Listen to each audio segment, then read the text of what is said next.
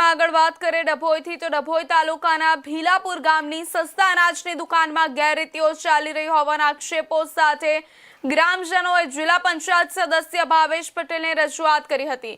રજૂઆત મળતા જ ભાવેશ પટેલ તાત્કાલિક સ્થળ પર પહોંચી સમગ્ર મામલાની તપાસ કરી હતી। ગ્રામજનોએ આક્ષેપ કર્યો હતો કે ગરીબ લાભાર્થીઓને પાવતી આપ્યા વગર જ અનાજનું વિતરણ કરવામાં આવે છે। ઉપરાંત સંચાલક લાઇટ નથી જેવા બહાના બનાવી લોકોને સવારે 8 વાગ્યાથી બપોરે 2 વાગ્યા સુધી રાહ જોવડાવવામાં આવે છે, જેના કારણે લાભાર્થીઓને ભારે હાલાકીનો સામનો કરવો પડે છે। સ્થળ તપાસ દરમિયાન ભાવેશ પટેલે જણાવ્યું હતું કે દુકાનમાં કોમ્પ્યુટર અને પંખા ચાલુ હોવા છતાં લાભાર્થીઓને પાવતી આપવામાં આવતી ન હતી, તેમજ અનાજનું વજન એક જ બાજુ દેખાવાનું યોગ્ય રીતે દર્શાવવામાં આવતું ન હોવાનું સામે આવ્યું હતું।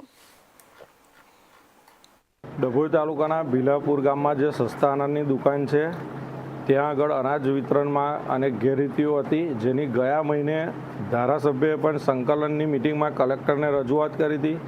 ગયા મહિને મારું પણ મીડિયામાં ઇન્ટરવ્યૂ હતું કે સસ્તા અનાજમાં ડભોઈ તાલુકામાં રિસિપ્ટો આપવામાં નથી આવતી ફિંગરપ્રિન્ટ લીધા ભાઈ।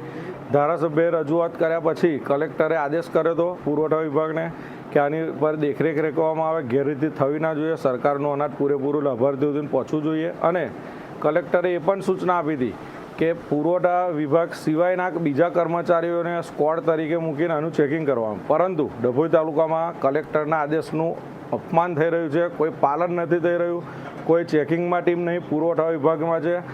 12/6/2026 મેં મારા નામની પુરવઠા વિભાગમાં એપ્લિકેશન આપી છે, એનું કોઈ એક્શન લેવાતું નથી। આજ રોજ ભીલાપુર ગામમાં અમે આવ્યા છીએ। ગામના બેરામપુરા હોય, ભીલાપુર હોય, નવાપુરાના તમામ લાભાર્થીઓ અનાજ માટે સવાર 8 વાગ્યાથી બેઠા છે, પરંતુ આ જે વિષય પાવતીનો છે એના લીધે કાંઈક ને કાંઈક હેરાન કરવામાં આવે છે। એવું કહેવામાં આવે છે લાઇટ નથી, જેને પાવતી જોઈતી હોય એ બેસો, બાકી પાવતી વગર અનાજ જોઈતું હોય એ લઈ જાઓ। એટલે જે એવી રીતે પેલા લોકો 4-4 કલાક બેસે છે અને પાવતી વગર અનાજ લઈ જાય છે। ગામના અમુક જાગૃત લોકોએ મને ફોન કર્યો, મેં અહીંયા આવ્યો છું, ધારાસભ્યને પણ આ વાતની જાણ કરી। ધારાસભ્ય પુરવઠા વિભાગને કહ્યું, પુરવઠાની ટીમ 3 કલાક સમયથી હજુ કોઈ ટીમ આવી નથી અહીં આગળ। અત્યારે એક સ્લીપ અમે જોઈ રહ્યા છે, આપણા વિડીયોમાં પણ છે કે એ સ્લીપ 11:36 એક સ્લીપ આપવામાં આવી છે, પરંતુ તે પૈસાની સ્લીપ છે કે આ પૈસાથી આ વસ્તુ મળે, પણ જે ફ્રીમાં ઘઉંને ચોખા મળે છે એની સ્લીપ આપવામાં નથી આવતી। સંચાલક એવું કહી રહ્યા છે, અમે કીધું કે અમને અનાજની પ્રિન્ટ આપો, તો એવું કહે છે કે જે સંચાલક છે એ હોસ્પિટલમાં છે, એમના નામનું લાયસન્સ છે, એ આવશે અંગૂઠો મૂકશે તો પ્રિન્ટ નહીં કરશે। તો હું ખરેખર ડભોઈ તાલુકામાં સંચાલકો વગર અનાજ વિતરણ થઈ રહ્યું છે। આવું અનાજ વિતરણ કોણ સત્તા આપે છે સંચાલક વગર વિતરણ કરવાની, અને આ વિતરણ કરનારાઓ કોણ છે એ તપાસનો મુદ્દો છે।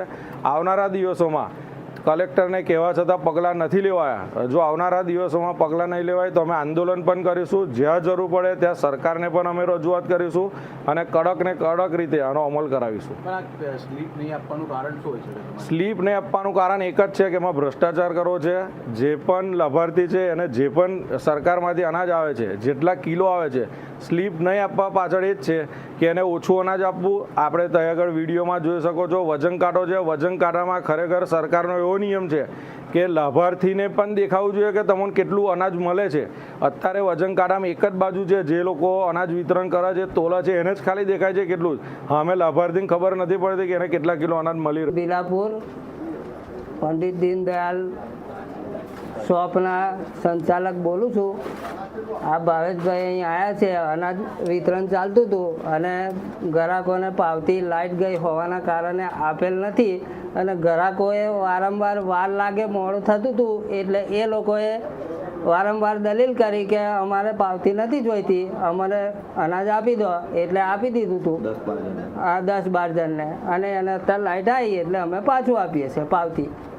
નતા સાહેબ, હું દવાખાને ગયેલો, મારા ભાઈબંધના છોકરાને સર્જરી કરવાની હતી, બતાવી દો ભાઈ દવાખાનાનો વિડીયો, એટલે અમને ખબર પડી।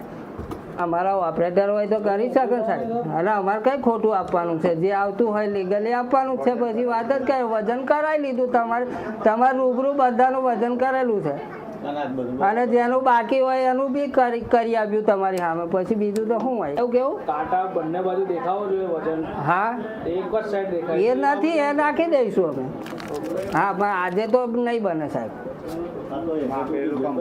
હા, અને જેનું જેનું આપેલું છે એનું માપી લીધું ને તમે વજન જોઈ શકો છો, બરાબર? પત્રકારો રૂબરૂ વજન કર્યું છે. હા, પત્રકારોની રૂબરૂ એ સાહેબ એ ભાવેશભાઈ હોય બેઠા જ છે, એ જોવે જ છે વજન કેટલું આપ્યું છે.